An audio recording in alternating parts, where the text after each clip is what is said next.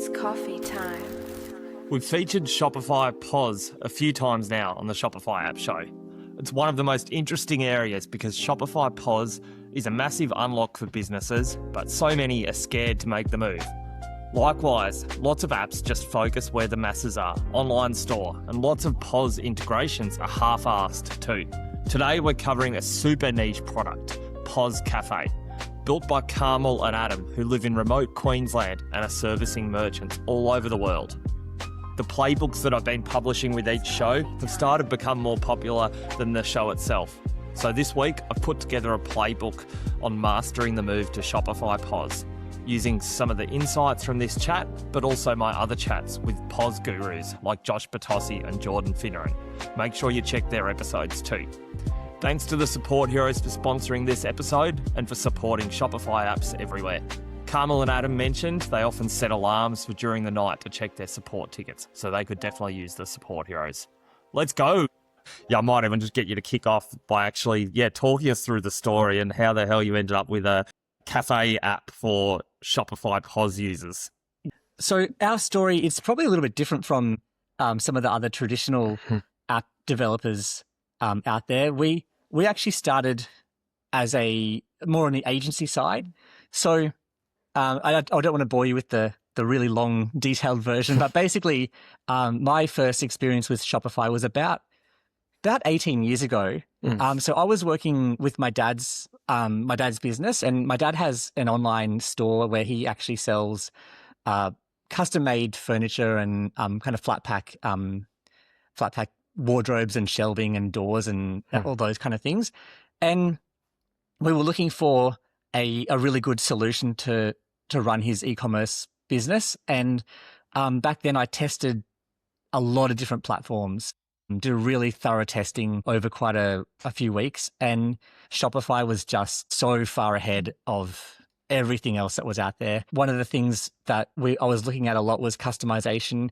My dad's business is a little bit different. He needs to be able to have his customers enter in measurements and configure things. And so we really need to look at that customization side of things. And Shopify really stood out in that area as well. So it was just so beautiful to work with. And so we went with Shopify and just, it's been amazing. So I worked for my dad's business, managing all of his e-commerce and building all of the customizations and all those kind of things for quite a few years. And whenever people would hear about what we were doing and what I was doing, we would just naturally get other businesses asking me if I could help them out as well.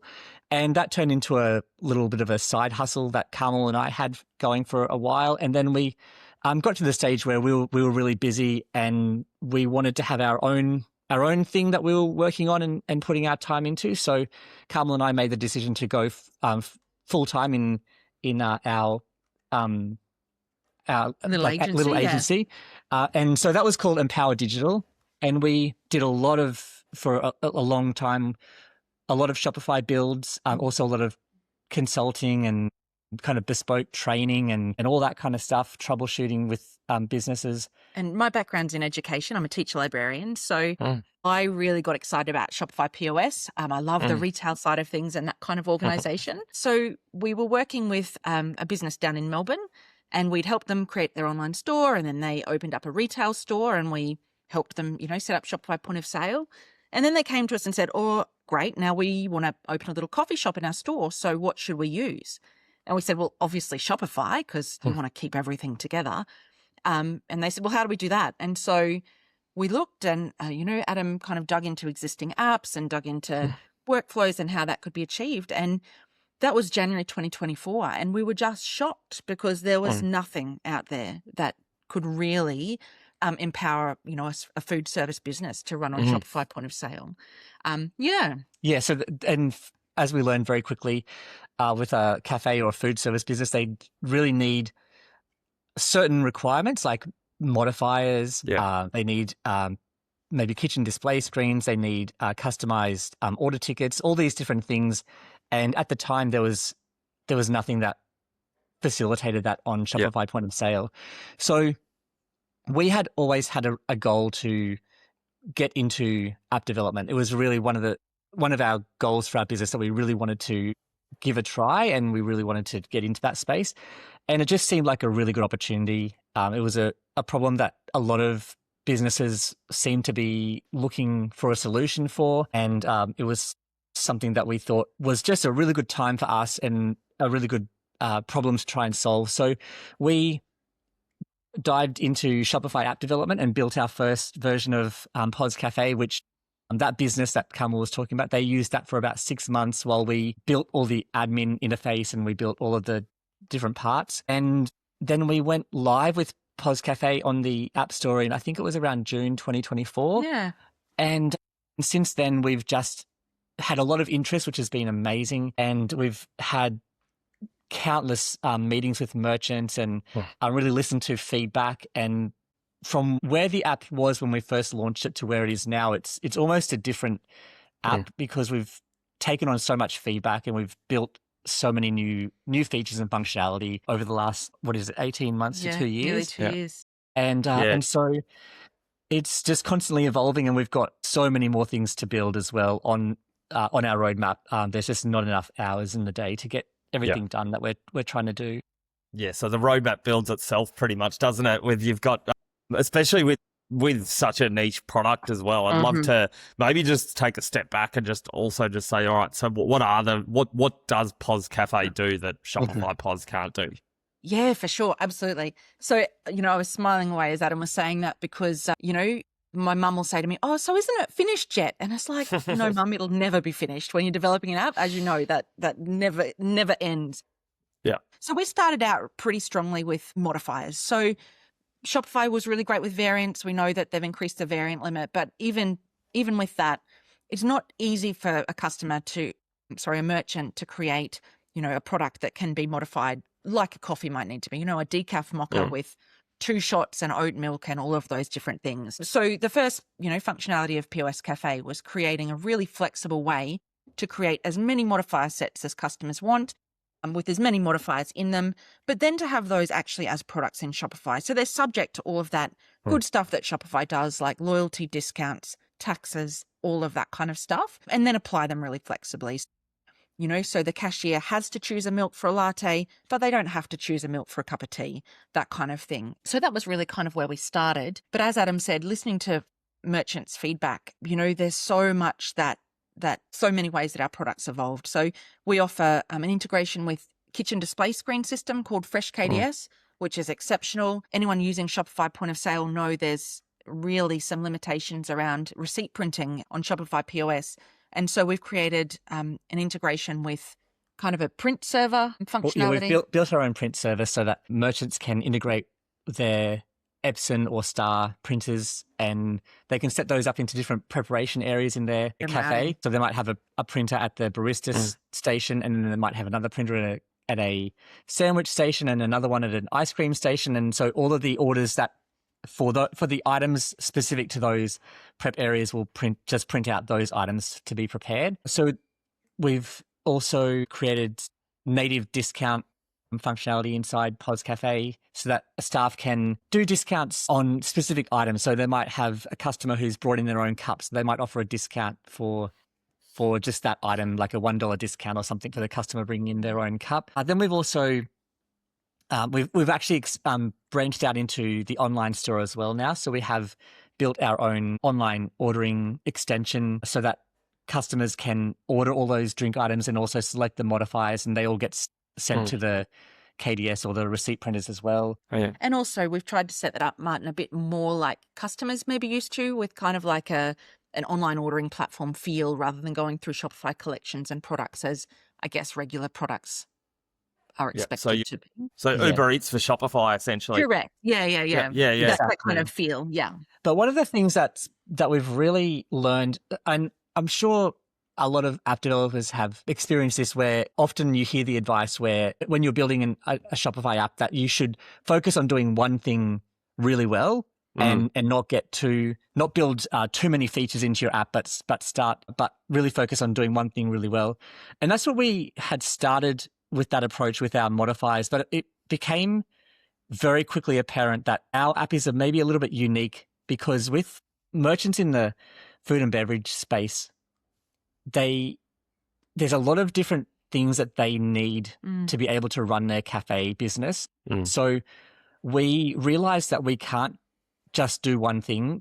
Merchants who want to move over to using Shopify Point of Sale and POS Cafe, they can't make that switch unless we have receipt printers integration, unless we have KDS. We have to have online ordering. We have to do all these things. Otherwise, they can't make that. They can't just wait for things.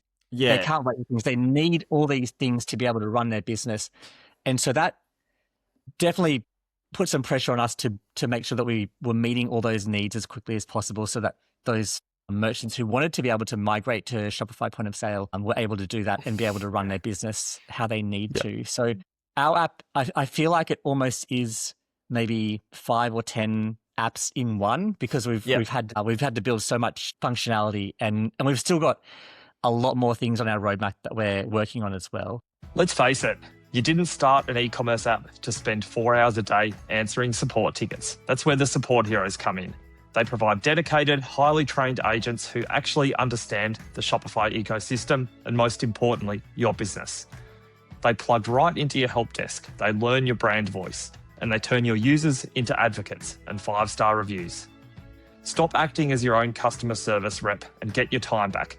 Head over to thesupportheroes.com today. Bad product data costs Shopify stores money. Missing descriptions, blank alt text, uncategorized products, and most don't even know it's happening. That's where Product Pelican comes in. It audits your entire product catalog instantly, finds the gaps, and helps you fix them. No alt text on your images. AI checks every images, writes the text, and updates it in one click. Weak or missing descriptions?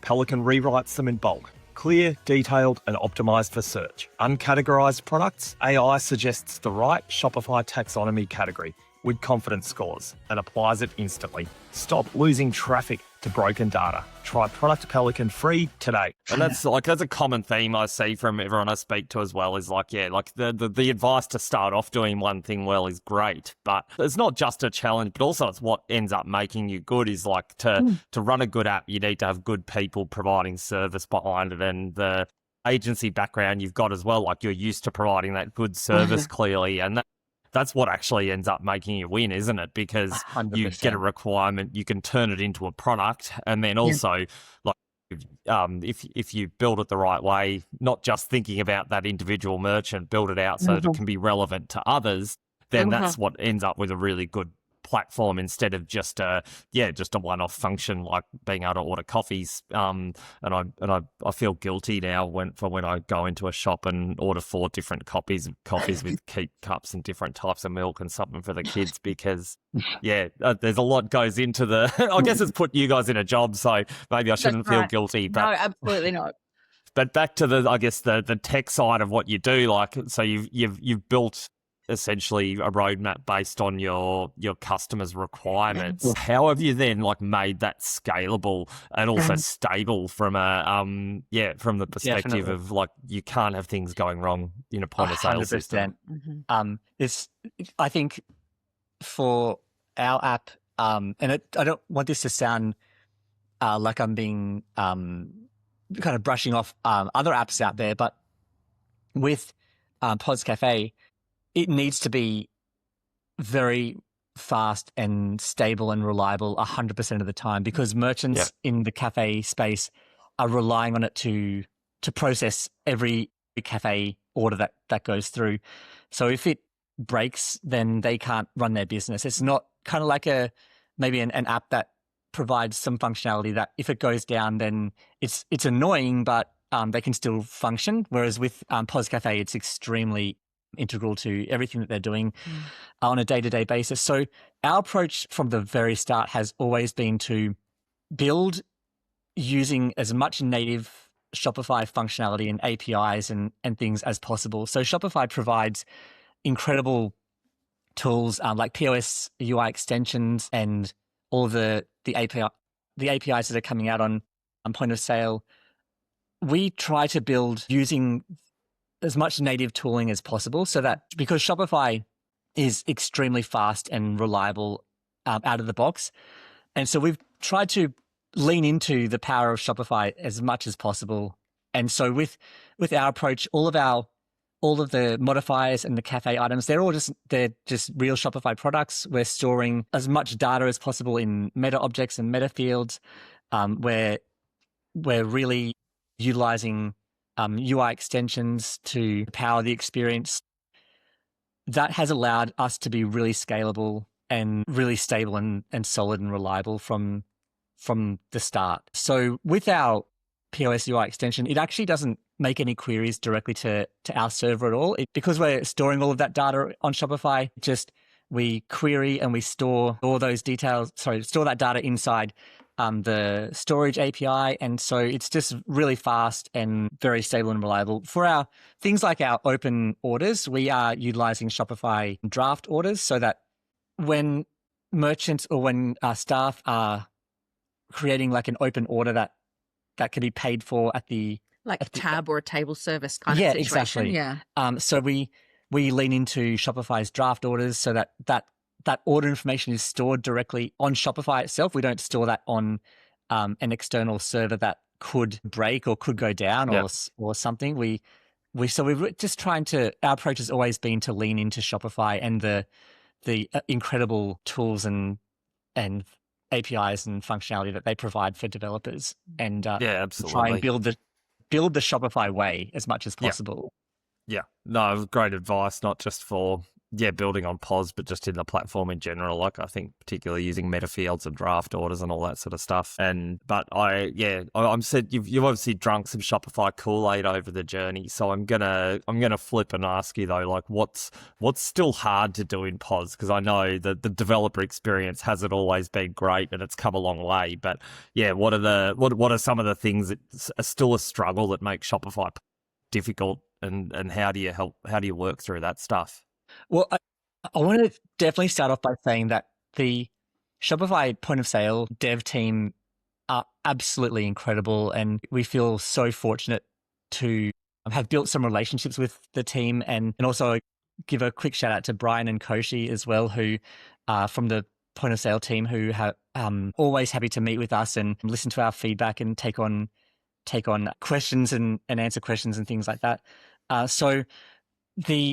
I think that when there have been limitations or things that we've come up against, we've tried to provide that feedback to the team and also back that up with why it would be useful and how it could impact merchants. And they've been so unbelievably responsive and really take on those things, and that's been amazing. So I definitely don't want to sound like we're being picky or negative towards the point of sale platform.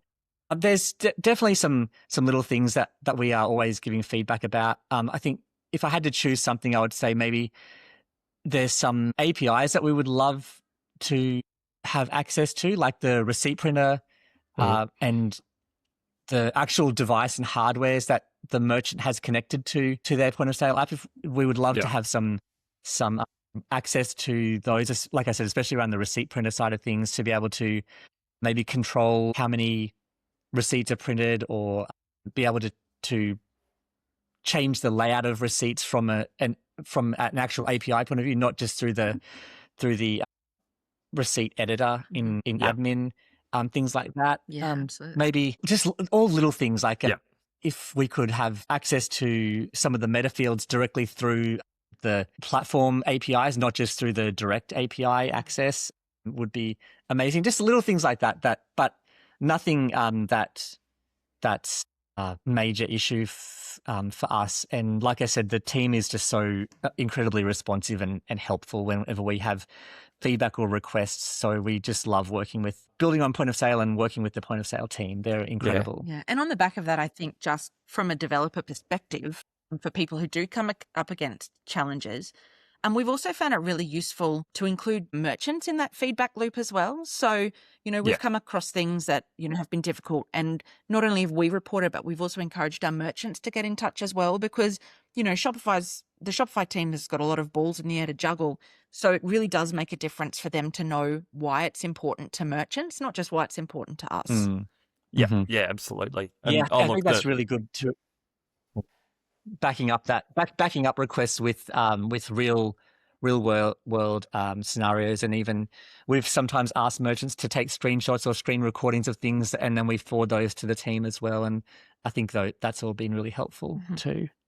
Yeah, awesome. And like, I'd love to get your views on just Shopify POS in general. Firstly, I guess, like, where does, for POS Cafe, does it cap out like at a certain size of business? And yeah, do you think that sort of is how where does Shopify POS sort of reach its limits today? Or do you feel like there are no limits?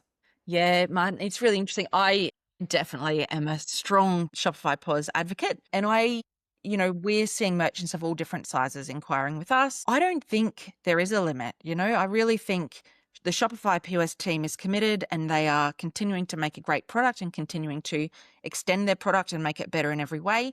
I think one of my little vision secret dreams is, a lot of our merchants at the moment find us because they already use Shopify for their online store and really want to unify their commerce and going, well, I'm using Shopify and perhaps, Toast, but I want it all on Shopify.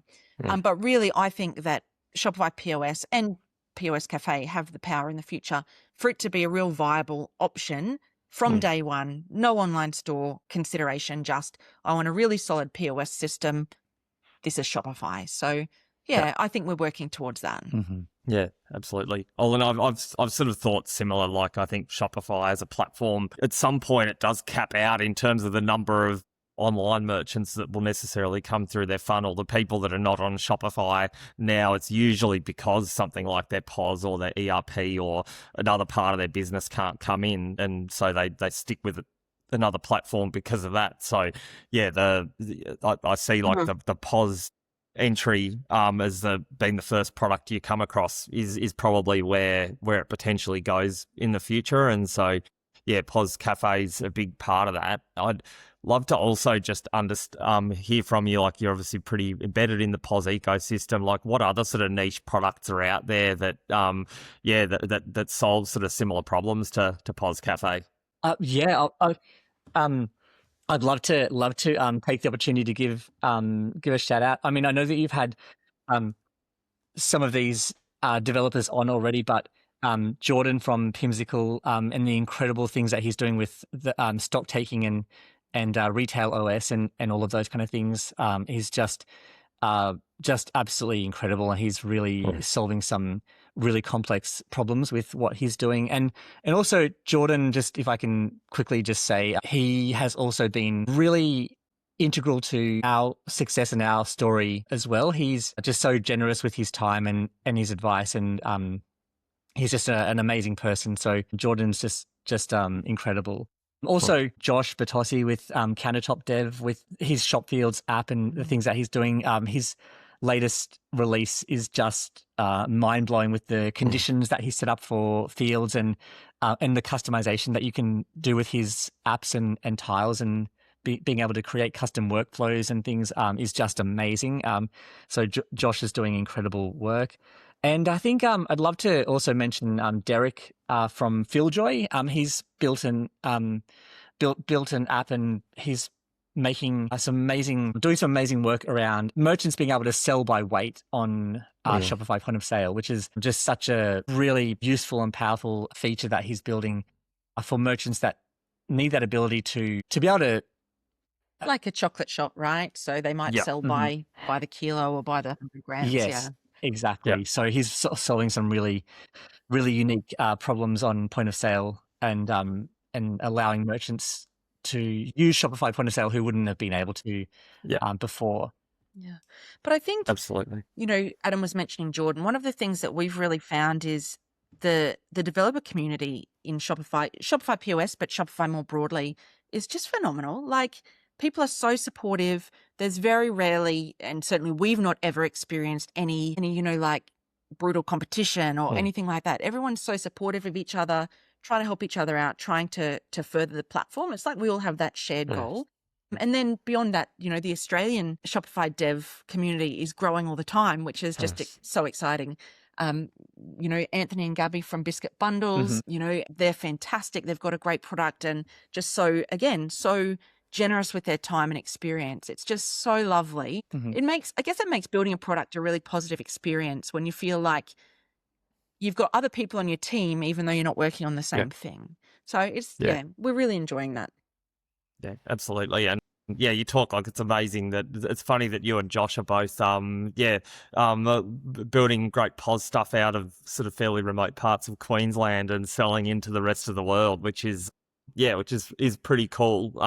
I'd love to. My last question is actually around like how you actually market your product. How do you mentioned to me earlier that you have a lot of your calls are sort of 5 o'clock in the morning, so you've got lots of people in the US who are using your product. How do you get it out there?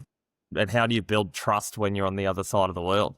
Yeah, that's a really great question. So I guess from the first part of So from the first part of your question, in terms of the marketing, so we're really lucky in that from day one, we've been building a product that people are actively seeking. So we haven't really done any paid advertising. It's all organic. People are looking for what we're providing. And so, our website and our app store listing have been really effective. Again, we're really lucky that we've got quite strong relationships with the Shopify retail sales team.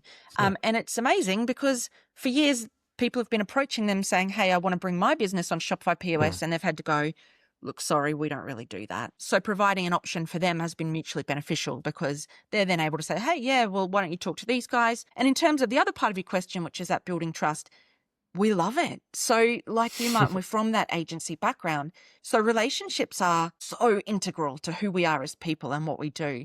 So we love meeting with merchants. We love getting on demo calls. It's just who we are. And so, in the app world, you're obviously trying to create a product where people self on board, and that's true. But also it's a very weird experience for us because we're like, oh, we've got a new merchant, or we've had a merchant that's been using us for 6 months and we've never spoken to them. Like, do you think they're okay? They obviously are because they're using the app happily, but it is a bit of a weird experience. Yeah.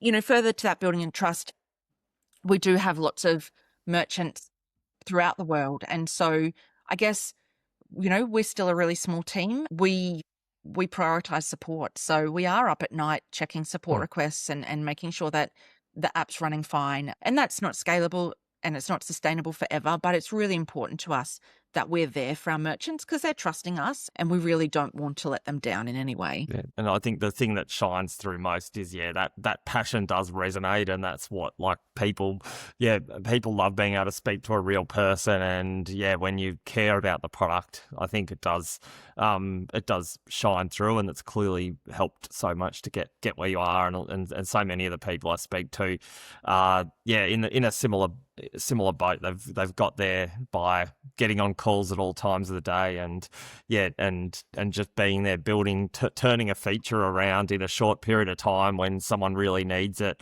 That type of stuff is what cuts through, and you get a real joy out of doing that, don't you? And that's what keeps us all going, isn't it? So no, look, I do just want to thank you so much for sharing your story. I love hearing the sort of the real niche products on the platform that have managed to sort of carve out their own little part of the ecosystem. They contribute so much, and it's so impressive to see what you've built. And thank you so much for sharing that on the show today. No, thank you so much for having us. It's been so lovely. Awesome. And I always wrap up by telling, if anyone's still listening, make sure you hit the like, subscribe, share buttons, all of that sort of stuff, and check out our other episodes. We have had a few sort of POS themed episodes now, which I'll put the links to those in the show notes as well. And it's an area that I think has a lot of interest, and there's a lot of knowledge to be shared. And so hopefully we've shared a little bit of that today. So we'll be back with another episode soon. And thanks again, Adam and Carmel.